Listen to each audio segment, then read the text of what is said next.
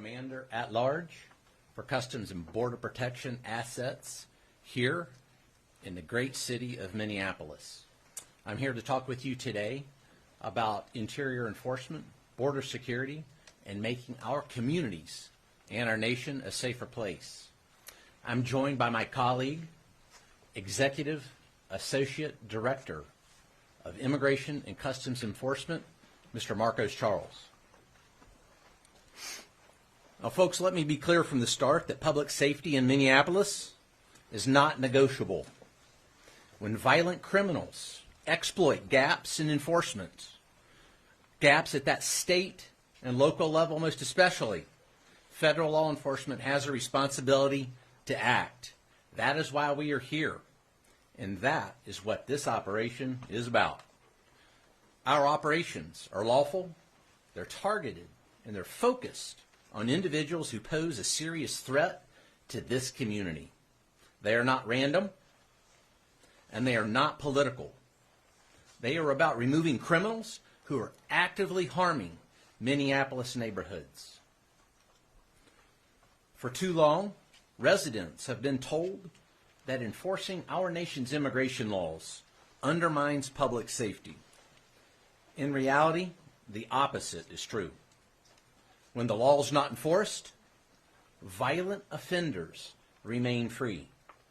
Criminal networks expand, and the community pays the price. Our neighbors, our citizens, our friends pay the price. Rather than confront that reality of which I've just spoken, leaders like Tim Walz or Mayor Frey have relied on heated rhetoric and accusations that distract from the facts.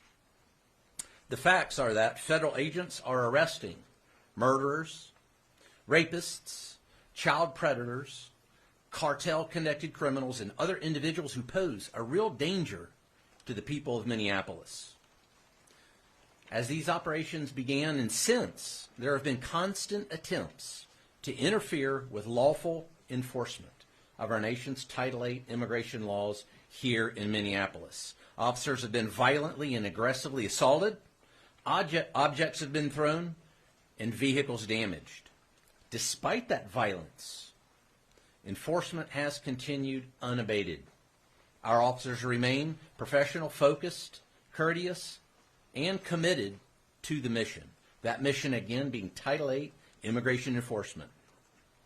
This effort reflects a coordinated federal approach. Agencies are working together under Title VIII authorities, agencies like the United States Border Patrol, Immigration and Customs Enforcement, and many other allied law enforcement agencies, FBI, DEA, ATF, and many others have came together under this operation, under this umbrella. We share intelligence and execute operations in a unified manner. That coordination is essential to effective enforcement and public safety. Since the start of this operation, we have arrested some of the most dangerous criminal offenders operating in Minnesota. In the entire state of Minnesota, we have arrested some of the most violent criminal offenders right here in this city. These are not minor violators or minor garden variety criminals. These are repeat offenders with serious criminal histories. Now, folks, before I came here today, I printed out a few individuals that I'd like to share with you. Individuals that were arrested since yesterday. These 3 individuals were arrested just since yesterday. Keep in mind now, these individuals were walking the streets of Minneapolis with impunity as of yesterday. We've got Hovai Kumaye, a criminal illegal alien from Laos, a registered sex offender convicted of sex offense against a child, including fondling and failure to register as a sex offender. This individual was walking the streets of Minneapolis just yesterday. This individual right here. It's very interesting that I haven't seen this individual or many others like him reported on very much by the local news media or the state news media. That's interesting. But wait, let's don't quit there.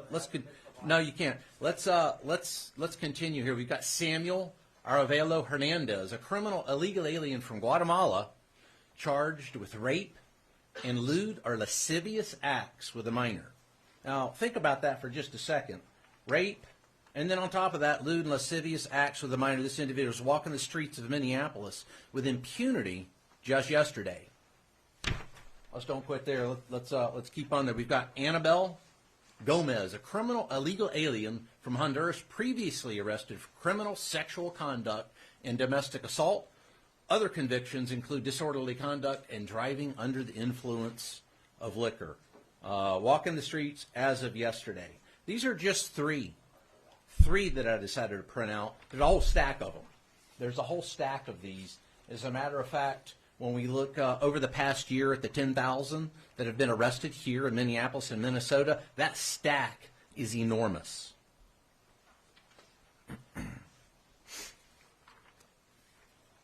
These are the kinds of individuals this operation focuses on.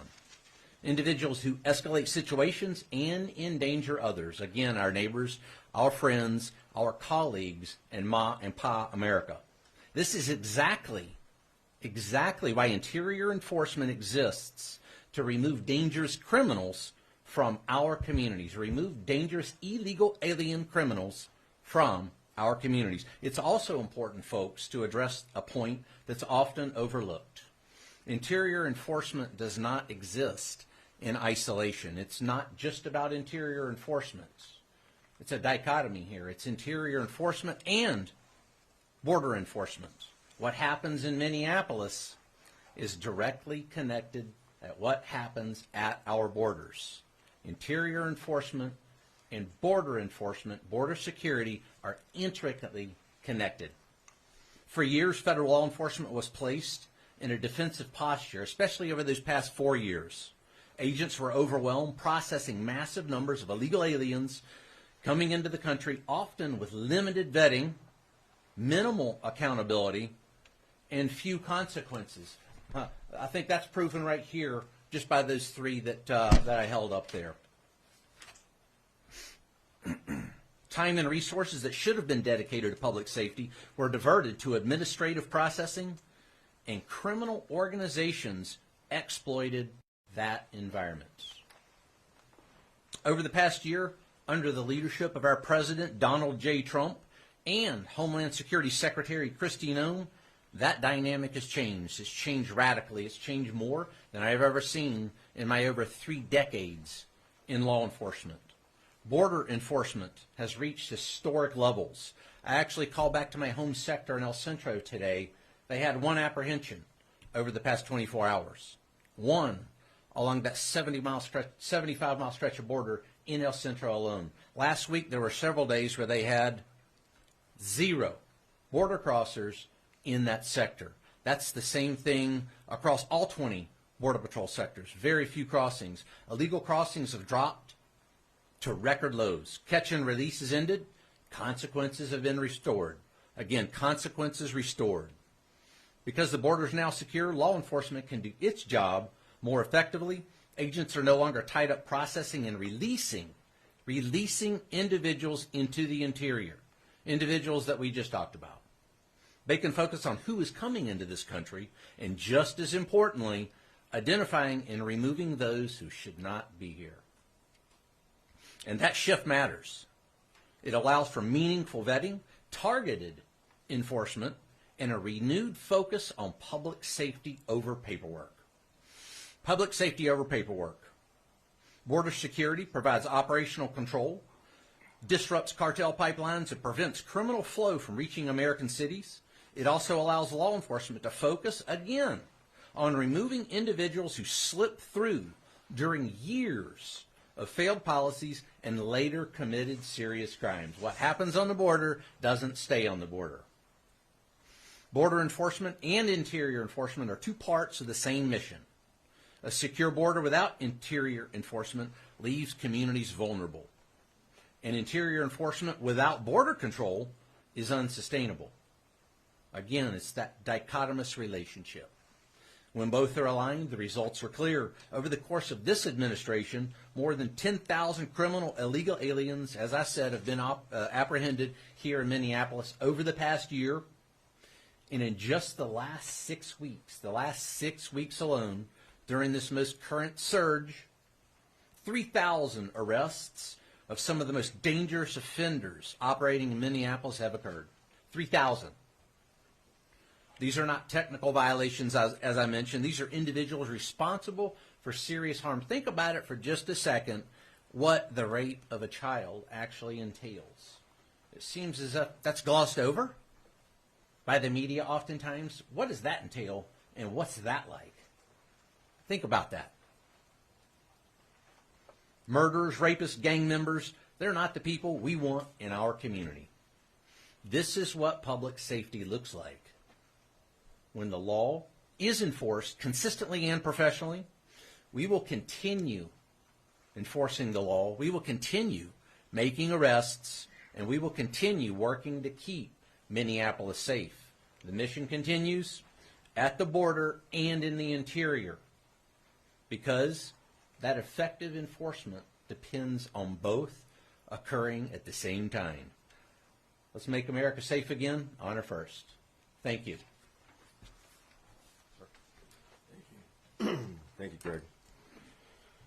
Good afternoon. My name is Marcos Charles. As Greg introduced, I am the Executive Associate Director for ICE Enforcement Removal Operations. Thank you for joining us. We announced the current status of Operation Metro Surge. As you know, the Department of Homeland Security has arrested over 10,000 illegal aliens in Minnesota since President Trump took office. Over the weekend and through yesterday's holiday, ICE arrested 113 illegal aliens in Minnesota. Some of the criminal aliens that were arrested, whose photos you see beside me on the monitor, include an illegal alien gang member from Laos with convictions for homicide and robbery, an illegal alien from Laos who's been convicted for sodomizing a 12-year-old girl and sexual assault, an illegal alien from the Marshall Islands who has 24 criminal convictions, including assault, domestic abuse, and theft.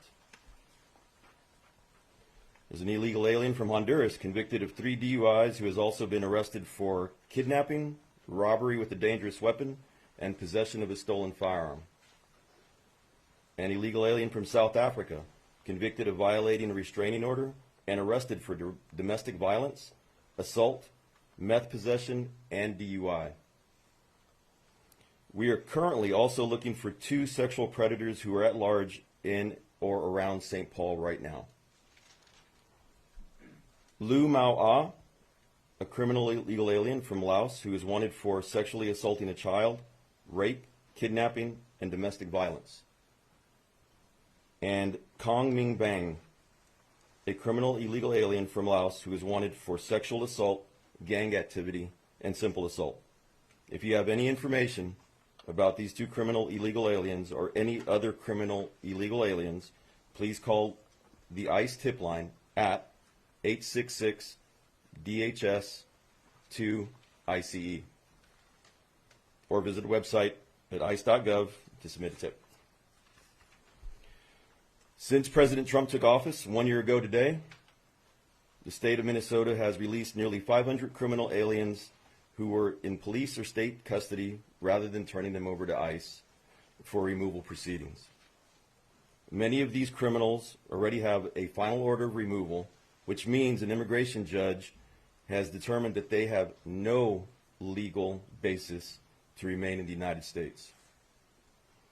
ICE currently has more than 1,360 immigration detainers on illegal aliens in Minnesota jails and prisons, and we are calling on Governor Walz and Mayor Frey to turn these criminal illegal aliens directly over to ICE to keep Minnesota residents in our community safe.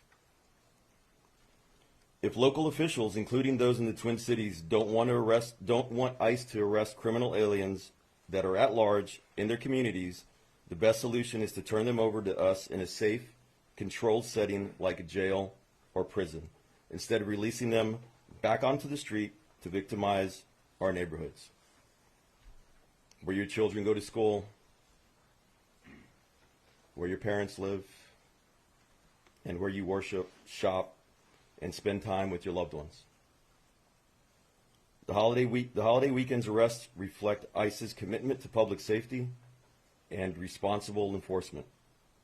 When criminal illegal aliens threaten the Twin Cities or any other city in America, we act decisively to remove them from the community in a controlled and lawful manner. Our goal is simple.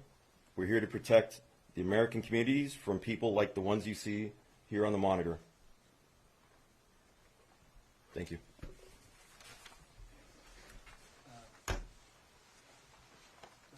For Commander Bovino, some of us in this room, this is A.C. Thompson with PBS Frontline, have followed you from city to city and documented your activities.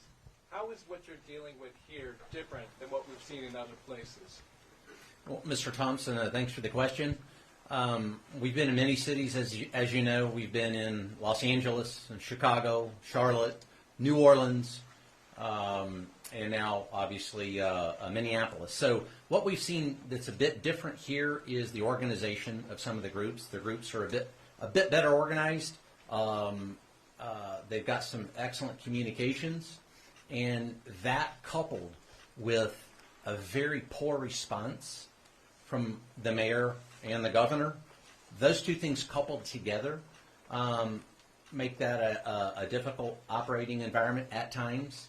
And the reason I say that is I just came from Operation Catahoula Crunch there in Louisiana, in which state and locals, including the governor, the mayors, the police chief, worked in close concert for us to do what my colleague here, Marcus Charles, said, and that's remove violent offenders, bad people and bad things from the streets. And in doing that, I had one act of violence against Border Patrol, one notable act of violence against Border Patrol in a month. Here, I've lost count. I've already lost count of how many.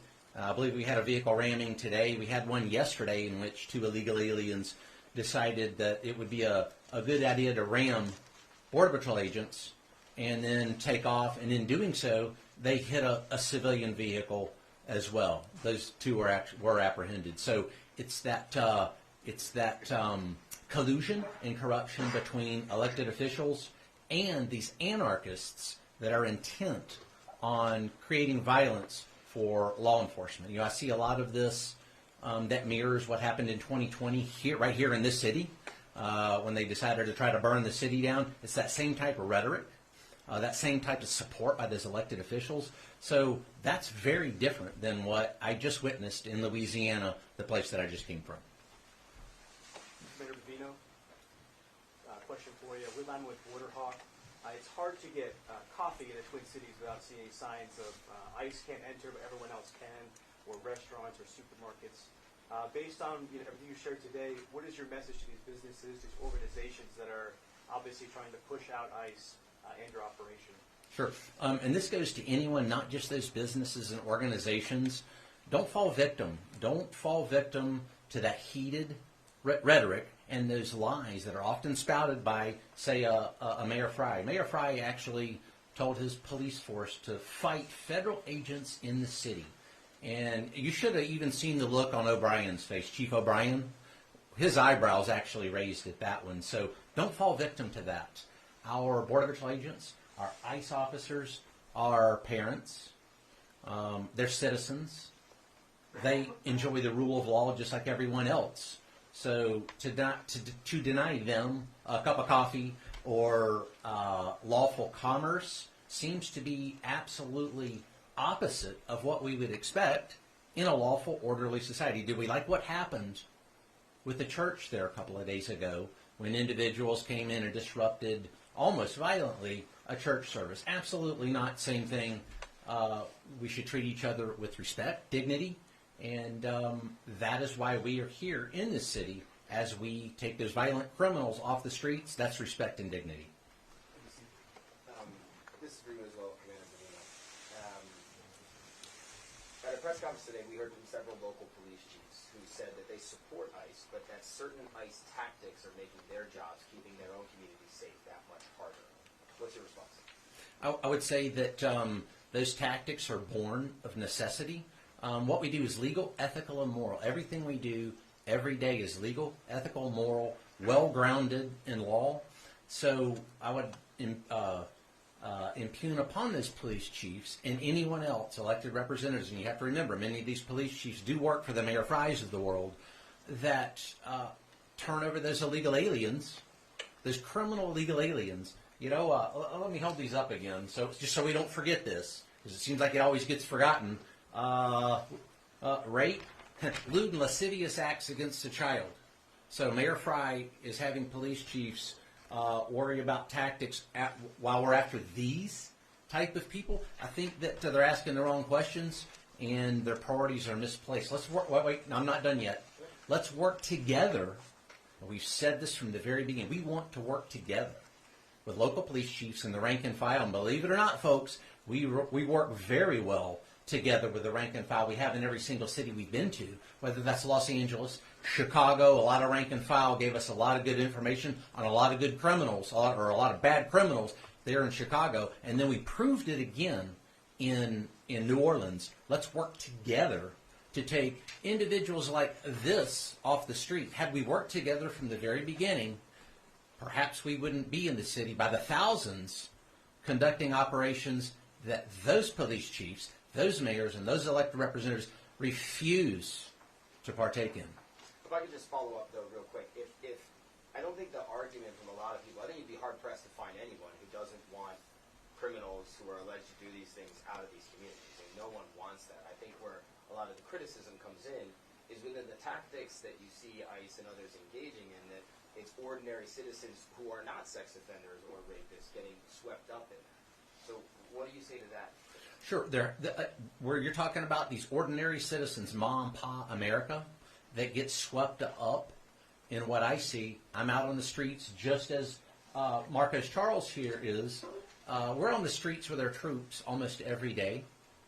And what we see when folks get swept up, as you say, oftentimes it's those agitators, those rioters, and now I'll call them anarchists, that actually cause Ma and Pa America to sometimes be near, at, or involved in a very tense situation when they shouldn't even be. There's no need for that violence that we see against law enforcement.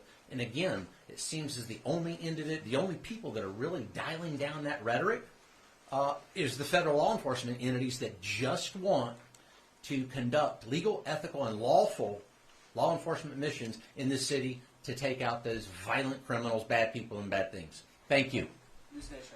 Allie Bradley, News Nation. I have two questions. First one for Marcos Charles. What is the current status of What is the current status of the officer that was involved in the deadly shooting? Is he on administrative leave? And then the second question is, the local police today were accusing both ICE and Border Patrol of having a small group of people within the ranks that are causing these issues. What's your response to that? Either one of you can answer that one. They're saying that it's isolated to a small group of agents that are causing issues. So the officer that was involved in the shooting last week, or 2 weeks ago now, he's recovering. He's at home recovering. Is he on administrative leave, or is he still involved in the operation? Right now he's at home recovering. Leave it at that. And as far as the response to local police saying that it's isolated to a small group of your agents or officers that are causing issues?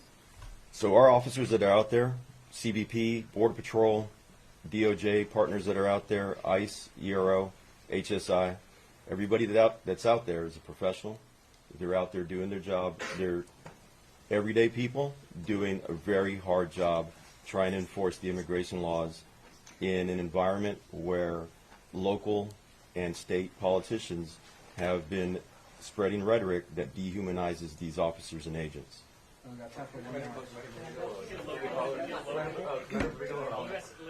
Commander Bovino, according to the Daily Caller, earlier today, Brooklyn Park police chief said that his department is receiving endless of calls from American citizens saying that their civil rights are being violated by federal agents. And the police chief also went on to say that some of his off-duty officers are also being asked for their immigration status, and one officer was boxing us, according to the police chief. I just wondered if you had a response for the Brooklyn Park police chief. Sure. Again, our Border Patrol agents, ICE officers, and those allied federal law enforcement agencies are out there conducting Title VIII immigration, the Title VIII immigration mission. And I'll tell you, when you have a mayor and a police chief, O'Hara, that say call 911 when ICE or Border Patrol's in the neighborhood, and then they wonder why the 911 system is overwhelmed with superfluous calls superfluous calls for assistance when that is not true. So we're going to continue to be out in the community, and we're going to continue to conduct that mission, that legal, lawful Title VIII mission. And again, I've been out with my Border Patrol agents. Marcos is out constantly with his troops, and what I see out there is a very professional, prudent, and thoughtful law enforcement action. And if somebody needs to use the 911 system, then do it. But let's don't encourage anarchists to utilize a 911 system that hurts other Americans that may need to use that system. A law enforcement professional should know that. How many U.S. citizens have you How many U.S. citizens have you Thank you. How many U.S. citizens have you Can we direct questions somewhere else? How many U.S. citizens have you detained? You're not just going to get the call and whatever you want. He raised his hand like everyone else and not blew it up like he did. I don't know if he's ever attended a press conference before. Yeah. Who is that? No idea.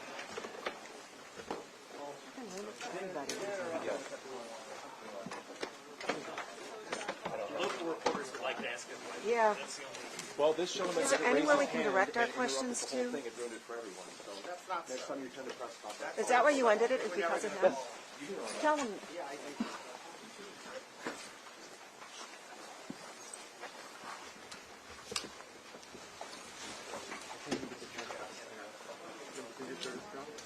Uh,